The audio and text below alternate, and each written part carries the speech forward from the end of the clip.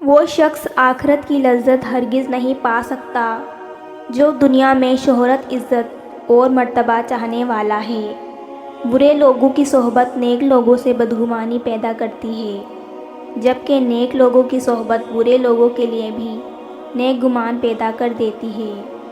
اللہ تعالیٰ کا شکر صرف زبان سے ادا کرنا کم شکر ہے، کیونکہ آنکھ کا شکر یہ ہے کہ اسے کوئی اچھی چیز دیکھے تو یاد رکھے، کان کا شکر یہ ہے کہ اگر اسے کوئی نیک بات سنے تو اسے یاد رکھے، ہاتھوں کا شکر یہ ہے کہ ان سے جو لین دین ہو وہ حق ہو، پیٹ کا شکر یہ ہے کہ اس کو رزق حلال، علم اور بردباری سے پر رکھے، پاؤں کا شکر یہ ہے کہ نیک کام ہی کی طرف چلے۔ اللہ کی رضا اس میں ہے کہ انسان کسی غریب کی خاموشی سے مدد فرمائے۔ اگر اللہ تعالیٰ کی جسمانی عبادت کی طاقت نہ ہو تو گناہوں سے پرہیز کرنا ہی عین عبادت ہے۔ غرور کو توڑنے کے لیے خاموشی سب سے بڑا ہتھیار ہے۔ شاخوں کو خالی بھی اللہ کی ذات کرتی ہے اور شاخوں کو پھولوں اور پھلوں سے بھرتا بھی اللہ ہے۔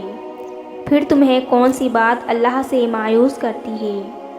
بس تمہیں بیج بونا ہے، دعا کی صورت میں، نیت کی صورت میں، گمان کی صورت میں، صبر اور امید کی صورت میں۔ دعا کرو گے تو اللہ پاک اس کو ہرا بھرا کرے گا، سچی نیت ہوگی تو اللہ اس کو پھل دے گا، جیسا گمان ہوگا وہ تم سے ویسا ہی پیش آئے گا۔ صبر اور امید کرو گے تو شاخوں کی ڈالیاں پھلوں سے بھر جائیں گی۔ اللہ پہ بھروسہ رکھو۔ سب سے خوبصورت رشتہ رب العالمین کے ساتھ، جس پر بھروسہ کبھی ہارنے نہیں دیتا، جس پر توکل کبھی غم میں مبتلا نہیں ہونے دیتا، جس سے امید کبھی مایوس نہیں ہونے دیتی، جس پر یقین خالی ہاتھ نہیں لوٹاتا، جس پر ایمان کبھی بہکنے نہیں دیتا، جس کی طرف توجہ کبھی بھٹکنے نہیں دیتی، جس کا رب اس کا سب۔ جب تم سجدوں میں تڑپتے ہو، جب تم دعا میں ہاتھ اٹھا کر خاموش ہو جاتے ہو، اللہ کو اندازہ ہے۔ جب تم صبر کرتے ہوئے تھک جاتے ہو، اللہ کو ہر اس لمحے کی خبر ہے۔ جب تم بے بس ہو کر خاموش ہو جاتے ہو، یقین رکھو، صبر رکھو، امید لگانے والوں کو اللہ کبھی نا امید نہیں ہونے دیتا۔ اور اس ابلیس کے وسوسوں میں ہم نے نہیں آنا۔ اللہ کی رحمت بہت وسیع ہے، اس کی رحمت اس کے غضب پر بھاری ہے۔ تو اللہ پر یقین رکھو، وہ تمہارے حق میں اب تک بہتر کرتا آیا ہے اور آگے بھی کرے گا۔ بس ایک بات یاد رکھیں کہ اگر آپ نے کسی مسکین کی، لاچار اور کسی انسان کا حق کھایا ہے یا ناانصافی کی ہے تو آج ہی جائیں اس کو اس کا حصہ واپس کریں، اس سے معافی مانگیں، اپنا قصور مان لیں۔ یقین کریں آپ کی بے چینی ختم ہو جائے گی، اور یہ بات بھی ذہن میں نشین کر لیں کہ اللہ پاک حقوق اللہ کو تو معاف کر دیتا ہے، مگر وہ حقوق العباد کو معاف نہیں کرتا ہے۔ سب کچھ کھو جانے پر بھی اس پر توکل رکھنا کہ وہ کوئی راہ نکال دے گا۔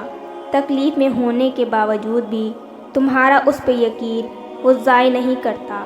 بس صبر کرو اور اس کے کن کا انتظار کرو۔ وہ منتظر نگاہوں کو موجوں سے کبھی محروم نہیں رکھتا۔ رد کرنا اس کی شان کا حصہ نہیں۔ دیکھنا ایک دن اللہ تم سے راضی ہو جائے گا اور تمہاری روح کو تسکین مل جائے گی۔ دیکھنا بہت جلد معجزے ہوں گے اور عرش سے کن کی صدائیں آئیں گی۔ دیکھنا ایک دن غم کی شام بھی ڈھل جائے گی اور بہت جلد پرسکون صبح آئے گی، اور ہزاروں میں سے اللہ کے ہاں تمہاری اکیلی آواز پسند کر لی جائے گی۔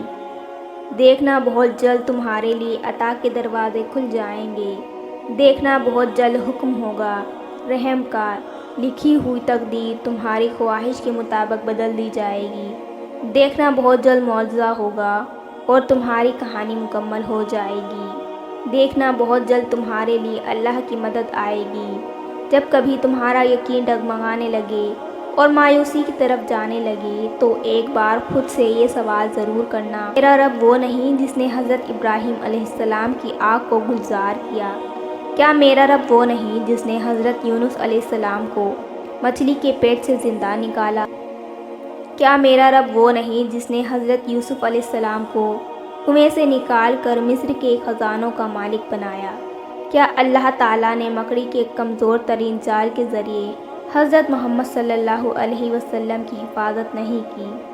کیا اس دنیا میں معجزات ہونا بند ہو گئے یا میرے رب کا اختیار کم ہو گیا؟ نہیں، میرا رب تو ہر چیز پر قادر ہے، معجزات آج بھی ہوتے ہیں۔ کیا تم رات اور دن کے عدل بدل کر آنے کو جھٹلاتے ہو؟ کیا یہ رب کا معجزہ نہیں؟ میرا بھی وہی رب ہے جو حضرت ابراہیم علیہ السلام، حضرت یونس علیہ السلام، حضرت یوسف علیہ السلام اور میرے پیارے صلی اللہ علیہ وسلم کا رب ہے۔